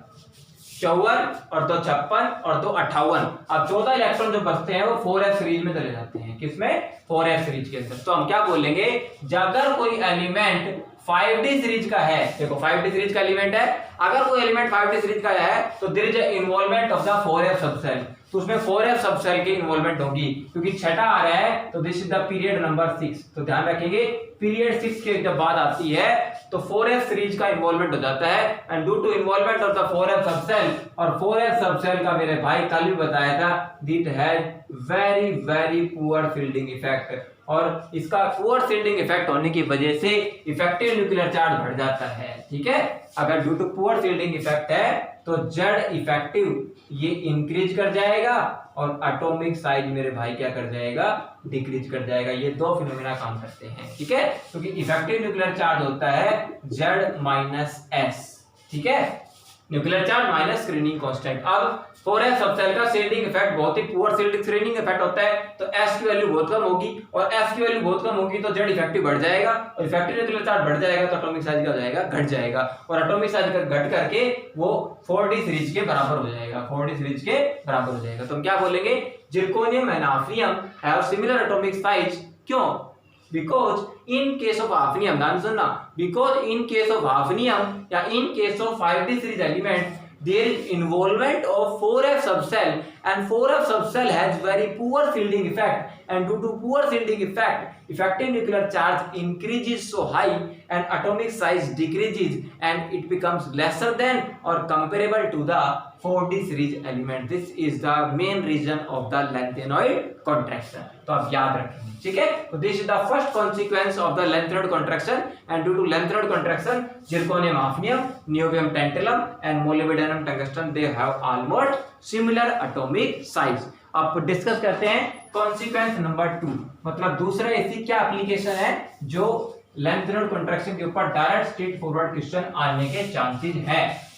देखो सेकंड कॉन्सिक्वेंस क्या है, देखो अगर आप हाइड्रोक्साइड की बात करें, लैंथेनॉइड के जो हाइड्रोक्साइड्स पढ़े थे अभी आपने, हाइड्रोक्साइड ऑफ लैंथेनॉइड क्या था जनरल फार्मूला, LNOH थ्राइस। देखो अब आपको मैं 3 हाइड्रोक्साइड दे रहा हूं, एक आपको मैंने दिया लैंथेनम हाइड्रोक्साइड, ठीक है, एक दिया मैंने आपको यूरोपियम हाइड्रोक्साइड, ठीक है, एक दिया आपको मैंने गैडोलिनियम हाइड्रोक्साइड, और एक दिया आपको मैंने ल्यूटिटियम हाइड्रोक्साइड। ठीक है, आपसे पूछ ले अब हाइड्रोक्साइड क्या होते हैं, which can donate OH negative ion, और जो OH नेगेटिव आयन डोनेट कर सकते हैं तो नेचर में क्या होते हैं, बेसिक होंगे। नेचर में क्या होंगे, बेसिक। अब आपसे पूछ ले कि विच is the basic strength of the hydroxides of the lanthanoids. तो इन लैंथेनॉइड्स में 4 ऑप्शन दे दिए मैंने, एक ये रहा, एक ये रहा, एक ये रहा, एक ये रहा। Which is the most basic hydroxide of the lanthanum? Lanthanide का most basic hydroxide इसमें से कौन सा है? देखो अब यहाँ पर एक बात आती है कि जब हम सीरियम 58 से लेकर 71 तक चलते हैं तो यहाँ पर रेगुलरली लैंथेनॉइड कॉन्ट्रैक्शन की वजह से बताओ क्या डिक्रीज कर रहा है, एटॉमिक साइज डिक्रीज कर रहा है। ध्यान से सुनना, as we go from cerium 58 to lutetium 71 the atomic size decreases regularly due to lanthanide contraction. और एटॉमिक साइज घटेगा तो मेरे भाई एक चीज घटेगी जिसका नाम है बॉन्ड लेंथ। और बॉन्ड लेंथ किसकी घटेगी? MOH बॉन्ड की, क्योंकि यहाँ पर M तो ले लिया मैंने मेटल, लेंथेनॉइड ले लेता हूँ कॉमन, N लेंथेनॉइड। तो लेंथेनॉइड और OH के बीच में जो बॉन्ड लेंथ है वो क्या होगी? उसकी बॉन्ड लेंथ भी क्या होगी? डिक्रीज करेगी। एटॉमिक साइज डिक्रीज करेगा तो बॉन्ड लेंथ घटेगी, और बॉन्ड लेंथ घटेगी तो bond strength of LNOH bond वो क्या करेगी? इंक्रीज करेगी। आपको विजिबल है चीजें पीछे की? बिल्कुल विजिबल होनी चाहिए, बिल्कुल बहुत इंटरेस्टिंग है, तो ध्यान से सुनना। As we go from cerium 58 to lutetium 71 atomic size decreases regularly due to lanthanoid contraction. Atomic size घटेगा तो बॉन्ड लेंथ घटेगी, बॉन्ड लेंथ घटेगी तो बॉन्ड स्ट्रेंथ बढ़ेगी। और बॉन्ड स्ट्रेंथ ज्यादा किसकी होगी? In case of lutetium. भाई जो एलिमेंट सबसे राइट में आ रहा है ल्यूटिटियम है, और जब सबसे लेफ्ट में आ रहा है वो लेंथेनम 57 है या सीरियम 58 है, तो इनमें तो बॉन्ड लेंथ हाईएस्ट होगी, इसमें बॉन्ड लेंथ सबसे कम होगी। तो बॉन्ड लेंथ कम होगी तो बॉन्ड स्ट्रेंथ ज्यादा, और बॉन्ड स्ट्रेंथ ज्यादा होती है तो tendency to donate OH negative ion वो कम होगी। समझ पा रहे हो भाई? बॉन्ड स्ट्रेंथ अगर ज्यादा है बॉन्ड की तो उस OH नेगेटिव को रिलीज होने में डिफिकल्टी होगी। तो हम क्या बात कर सकते हैं? As we go from left to right basic strength, ध्यान से सुनना, basic strength of hydroxides decreases. क्या करता है? डिक्रीज करता है। This is the major consequence of the lanthanoid contraction. ठीक है, so as we from left to right in case of lanthanoids the basic strength of the hydroxides decreases, यानी कि जो सबसे राइट में आएगा वो हाइड्रोक्साइड सबसे ज्यादा लेस बेसिक होगा, और जो सबसे लेफ्ट में आएगा वो सबसे मोर बेसिक होगा। याद रखना है। अब आप एटॉमिक नंबर याद रखने की जरूरत है बस। देखो, इसका एटॉमिक नंबर 57 होता है, इसका एटॉमिक नंबर 63 होता है, ये 64 होता है, और ये 71 होता है। तो लेफ्ट से राइट की तरफ जाएंगे तो ये सबसे मोर बेसिक है, उसके बाद ये, उसके बाद ये और ये। ठीक है, तो यहाँ पे बोल सकता हूं मैं LUOH की whole thrice it is the least basic, क्योंकि ल्यूटिटियम एटॉमिक नंबर 71 है। 71 तक जाते जाते बॉन्ड स्ट्रेंथ इतनी ज्यादा कम हो जाएगी, बॉन्ड लेंथ बढ़ेगी, बॉन्ड लेंथ बढ़ेगी तो बॉन्ड स्ट्रेंथ बढ़ेगी। देखो बॉन्ड लेंथ क्या हो रही है? बॉन्ड लेंथ ऑटोमेटिकली डिक्रीज कर रही है लेंथेनॉइड कंट्रैक्शन से। बॉन्ड लेंथ घटेगी तो बॉन्ड स्ट्रेंथ बढ़ जाएगी, और बॉन्ड स्ट्रेंथ बढ़ेगी तो ल्यूटिटियम और हाइड्रोक्साइड के बीच में बॉन्ड स्ट्रेंथ इतनी ज्यादा है, tendency to donate OH negative सबसे कम होगा। तो that's why lutetium hydroxide is the least basic, और लेंथेनम हाइड्रोक्साइड जो 57 है इट इज मोस्ट बेसिक। ये क्या हो जाएगा? मोस्ट बेसिक हो जाएगा। ठीक है, और इनको ऑर्डर में अरेंज कर सकते थे आप। This is the basic strength of the hydroxide. So this is the very interesting question regarding the consequence of the lengthened contraction. देखो ये सारा lengthened contraction बेस हो रहा है, क्योंकि lengthened contraction बीच में एटॉमिक साइज बढ़ा घटा, एटॉमिक साइज घटा तो बॉन्ड लेंथ घटी, बॉन्ड लेंथ घटी तो बॉन्ड स्ट्रेंथ बढ़ी, और बॉन्ड स्ट्रेंथ बढ़ी तो सीधा बेसिक स्ट्रेंथ पे फर्क पड़ गया। आया ना इंटरेस्टिंग कंसेप्ट? तो this is the very interesting question. अब अगले देखो, थर्ड कॉन्सिक्वेंस देखो, वो भी आपको क्लियरली समझ में आएगा। अब देखो, अगर मैं बात कहूं भाई लेंथेनॉइड के जो हाइड्रोक्साइड होते हैं वो नेचर में क्या होते हैं? बेसिक होते हैं। क्या होते हैं? नेचर में बेसिक होते हैं। अगर मैं ऑक्साइड्स की बात करूं, ऑक्साइड्स ऑफ लेंथेनॉइड्स, उनका जनरल फॉर्मूला क्या था? Ln2O3। अब ये नेचर में होते हैं कोवैलेंट। क्या होते हैं? नेचर में कोवैलेंट होते हैं। अब कोवैलेंट कैरेक्टर पूछ ले आपसे, जैसे फॉर एग्जांपल एक आपको दे दिया, क्या दूं मैं? यूरोपियम Eu2O3 यूरोपियम, एक दे दिया गैडोलिनियम Gd2O3, एक आपको कह दिया यट्रबियम Y, ठीक है, गैडोलिनियम, और एक कह दिया Lu2O3। इन तीनों को कोवैलेंट कैरेक्टर के इंक्रीजिंग ऑर्डर में लगाना है। देखो यहां पर लगेगा बहुत इंटरेस्टिंग फजांस रूल, जिसको पता है मिनट में समझ जाएगा। देखो लगाओ दिमाग, अगर आप सीरियम 58 से लेकर ल्यूटिटियम 71 तक चलोगे, याद रखो सीरियम 58 से ल्यूटिटियम 71 तक चलोगे तो मेरे भाई एटॉमिक साइज या आयोनिक साइज क्या करता है? बोलो, डिक्रीज करता है। किसकी वजह से करता है? Lanthanoid contraction. अब बात करो, जो एटॉमिक साइज या आयोनिक साइज घट रहा है तो जो सबसे राइट में आएगा उसका एटॉमिक साइज सबसे स्मॉलर एटॉमिक साइज है, और जो सबसे लेफ्ट में आएगा उसका एटॉमिक साइज सबसे लार्जर है, लार्जर एटॉमिक साइज। क्लियर है एक बात तो। और अब एक बात आप याद कीजिए, फजांस रूल ये कहता है कि smaller is the size of cation, it is inversely proportional to covalent character. Fajans rule ने यही कहा था ना, this is the very interesting Fajans rule. मैं कहता ना कॉन्सेप्ट लगाओ भाई, कुछ भी रेक्टिफिकेशन नहीं, कॉन्सेप्ट लगाओ।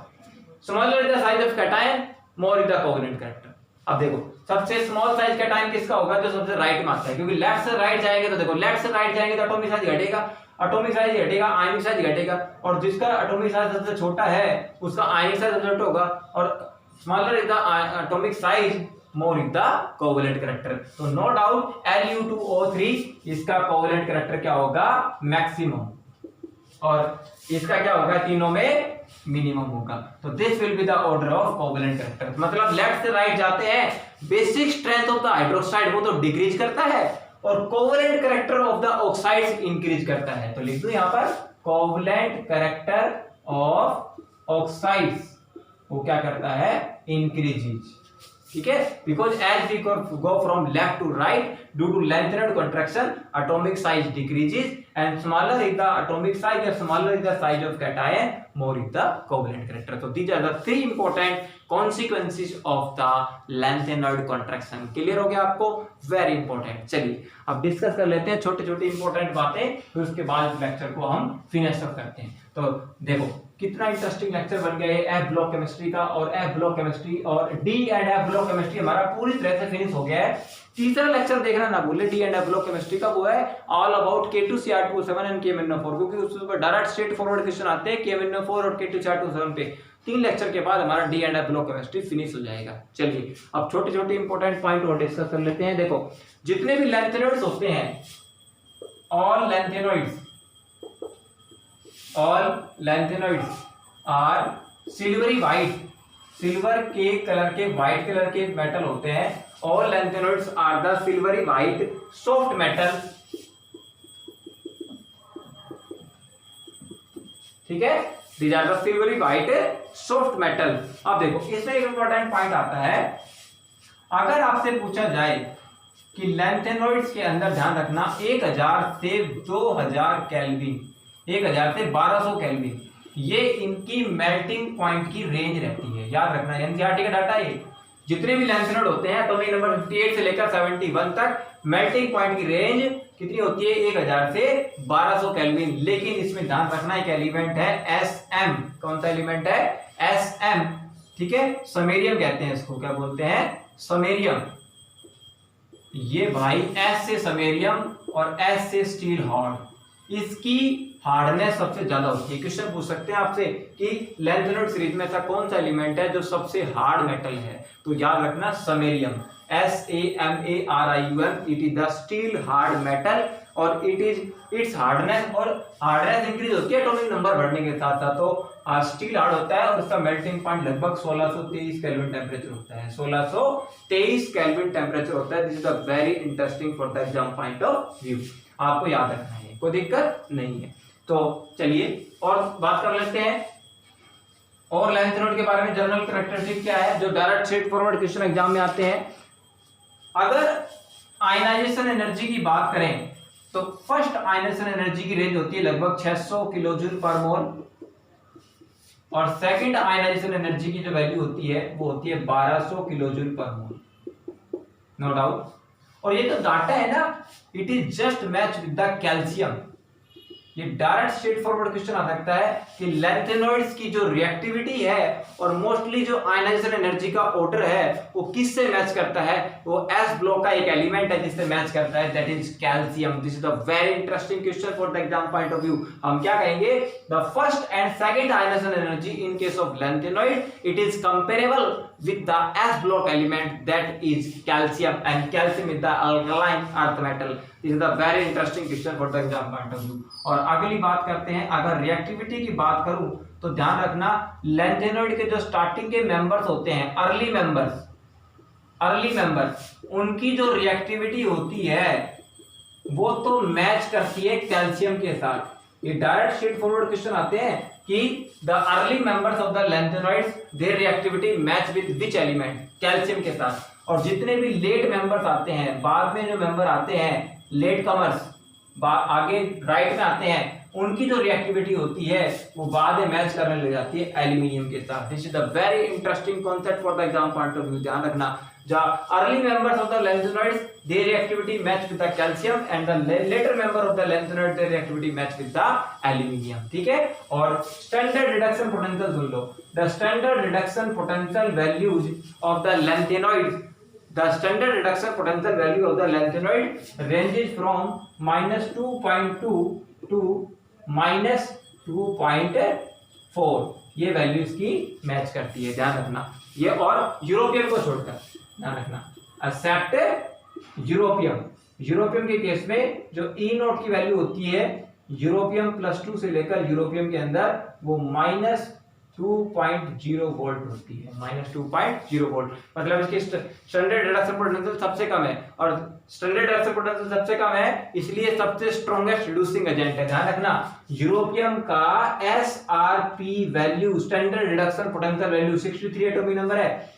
यूरोपियम का स्टैंडर्ड रिडक्शन पोटेंशियल वैल्यू सबसे लीस्ट वैल्यू है, और जिसका स्टैंडर्ड रिडक्शन पोटेंशियल वैल्यू सबसे कम होता है वो सबसे स्ट्रॉन्गेस्ट रिड्यूसिंग एजेंट होता है, क्योंकि एसआरपी की जो वैल्यू है ना, स्टैंडर्ड रिडक्शन पोटेंशियल की वैल्यू, वो strength of oxidizing agent, strength of oxidizing agent के डायरेक्टली प्रोपोर्शनल है, और स्ट्रेंथ ऑफ रिड्यूसिंग एजेंट के इनवर्सली प्रोपोर्शनल है, ठीक है। याद रखेंगे ये बातें। चलिए ये बात हो गई, तो this is the all about the lanthanoids की रिएक्टिविटी के बारे में बात हो गई। अब इंपॉर्टेंट पॉइंट हो आता है, इंपॉर्टेंट कि वो पॉइंट क्या है, this is all about the paramagnetic character. देखो पैरामैग्नेटिज्म जो आएगा वो भी वही बात है, और कलर भी आएगा। देखो डी ब्लॉक एलिमेंट्स में जो कलर आया था वो आया था डी ट्रांजिशन की वजह से, किसकी वजह से, डी ट्रांजिशन की वजह से। और डी ट्रांजिशन मैंने बताया था कहां पॉसिबल है, अगर इलेक्ट्रॉनिक कॉन्फ़िगरेशन D1 से लेकर D9 है। अगर कॉन्फ़िगरेशन D0 है या D में इलेक्ट्रॉन नहीं है, D10 है, और तो इन दोनों कॉन्फ़िगरेशन में दोनों में डी ट्रांजिशन पॉसिबल नहीं है, और डी ट्रांजिशन पॉसिबल नहीं है तो ये कंपाउंड कलर नहीं देंगे। जैसे D0 में एग्जांपल ले लूं मैं, स्कैंडियम +3, टाइटेनियम +4। भाई टाइटेनियम 22 होता है, 4 निकाल लेंगे तो आर्गन 18 हो गया। स्कैंडियम 21 होता है, 3 निकाल लेंगे आर्गन 18 हो गया। D10 देखो, कॉपर +1, कॉपर होता है 3D10 4s1, 1 निकाल लो 3D10 हो गया। और जिंक +2, 2 निकाल लो 3D10, तो ये हो गया दोनों कॉन्फ़िगरेशन 3D10, ये दोनों कॉन्फ़िगरेशन 3D0। ये चारों कंपाउंड कलरलेस होंगे, क्या होंगे, कलरलेस, क्योंकि इनके अंदर डी ट्रांजिशन पॉसिबल नहीं है। केवल D1 से D9 होंगे कलर्ड, ठीक है। उसी प्रकार अगर एफ ब्लॉक एलिमेंट की बात करें तो उनमें एफ ट्रांजिशन होते हैं, क्या होते हैं, एफ ट्रांजिशन। और एफ ट्रांजिशन होंगे तो F1 से लेकर F13 तक जो आएंगे वो तो क्या होंगे, कलर्ड, क्योंकि में एफ ट्रांजिशन पॉसिबल है। लेकिन F0 या F14 आ गए तो वो क्या हो जाएंगे, colourless. This is a very interesting question. और साथ में जब F0 या F14 है तो डायमैग्नेटिक भी होंगे, क्या होंगे, डायमैग्नेटिक। और यही बात इसमें आती है, D10 कॉन्फ़िगरेशन डायमैग्नेटिक होती है साथ साथ, ठीक है। और F1 से F13 तक आएंगे तो कलर्ड के साथ साथ क्या होंगे मेरे भाई, पैरामैग्नेटिक, तो याद रखिए। अब देखो एग्जांपल देता हूं आपको। डायमैग्नेटिक में देखो सीरियम +4 ले लो, सीरियम 58 होता है, 4 निकाल लोगे तो जीनोन 54 पे आ गया, सीरियम +4। और ले लीजिए गिटरबियम +2, गिटरबियम 70 होता है, 2 निकाल लेंगे तो 4f14। ल्यूटिटियम +3, ल्यूटिटियम +3, लैंथेनम +3, देखो लैंथेनम +3 4f0 है, सीरियम +4 4f0 है, गिटरबियम +2, ल्यूटिटियम +3 4f14 है। तो F0, F14 और F0 ये सारे कॉन्फ़िगरेशन क्या होंगे, ये चारों कंपाउंड डायमैग्नेटिक होंगे, ध्यान रखना। ल्यूटिटियम +3, लैंथेनम +3, गिटरबियम +2 और Ce+4, these are all diamagnetic due to absence of unpaired electron in the F sub cell, ध्यान रखेंगे। ये very interesting question, direct straightforward question आ जाते हैं, ठीक है। तो this is all about the paramagnetic and diamagnetic character and concept of colour formation. तो ये भी प्रॉपर्टी होगी हमारी। तो बड़ी छोटी मोटी प्रॉपर्टी होती है, जल्दी डिस्कस हो जाती है। तो आई थिंक हमारा सारा कॉन्सेप्ट है वो सारा क्लियर हो चुका है। कोई एक दो प्रॉपर्टी आपकी बची हुई है वो हम डिस्कस कर लेते हैं। देखो एक दो पॉइंट और है वो आपको बता देता हूं। आपको देखो जो एलॉयज होते हैं लैंथेनॉइड्स के, ये भी डायरेक्ट स्ट्रेट फॉरवर्ड क्वेश्चन आ जाता है।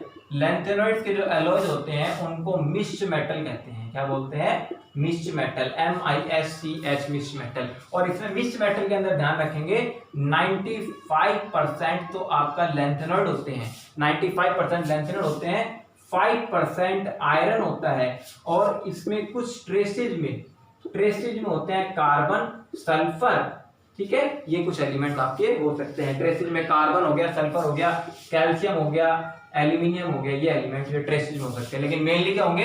95% तो लैंथेनॉइड होगा और 5% आयरन होगा। तो आपसे क्वेश्चन हो सकता है कि the alloys of the lanthanoids are called mixed metal. ये फिर क्वेश्चन ऐसे बन सकता है कि मिक्स्ड मेटल किस एलिमेंट के एलॉय होते हैं? एस ब्लॉक के, पी ब्लॉक के, डी ब्लॉक के या लैंथेनॉइड्स के? तो आप कहेंगे लैंथेनॉइड्स के।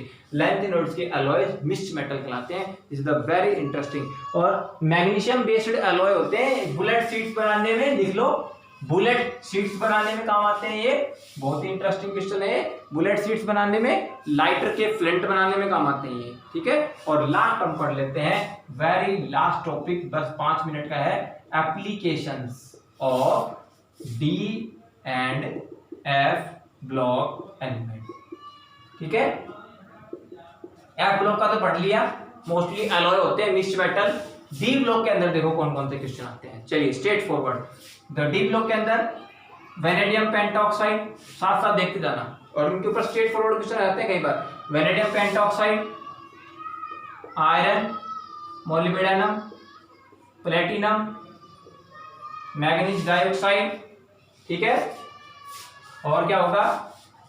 TiO, टाइटेनियम ऑक्साइड, जीन, ठीक है। हाँ देखो, जिंक प्लस कॉपर, ये दोनों अपन के बनाते हैं ब्रास, पीतल, एलॉय बनाने में। कॉपर प्लस टिन, दोनों मिलके बनाते हैं ब्रॉन्ज, एलॉय बनाने में। आयरन, निकल, क्रोमियम, तीनों काम आते हैं स्टेनलेस स्टील बनाने में। स्टेनलेस स्टील, ये भी एक इंपॉर्टेंट प्रॉपर्टी होगी स्टेनलेस स्टील बनाने में। एक स्टील बनाने में iron plus carbon intercell compound होता है स्टील बनाने में। तो इन द फॉर्मेशन ऑफ, सबसे पहली प्रॉपर्टी डी ब्लॉक एलिमेंट की पहली application, in the formation of interstitial compound and alloys. Steel interstitial compound है, बाकी ये तीनों, ये भी एलॉय है, ये भी एलॉय है और ये भी एलॉय है आपका, ठीक है। और आपने पढ़ा होगा कि आप इलेक्ट्रोकेमिस्ट्री के अंदर जो जिंक यूज होता है, किसके अंदर? जिंक कंटेनर के अंदर ये यूज होता है। उसी प्रकार मरकरी यूज होती है, mercury as a amalgam use होती है, अमलगम बनाने में सेमी सॉलिड पेस्ट होते हैं। और मरकरी सेल्स यूज होती है, जैसे हमने पढ़ा होगा ना, बटन सेल्स जिसको बोलते हैं, रुबन मलेरी सेल्स होती है, तो मरकरी सेल्स होती है। निकल कैडमियम सेल होती है, secondary cells, nickel cadmium cells, वो भी इसमें यूज होती है। These are the very interesting concept, ध्यान रखेंगे।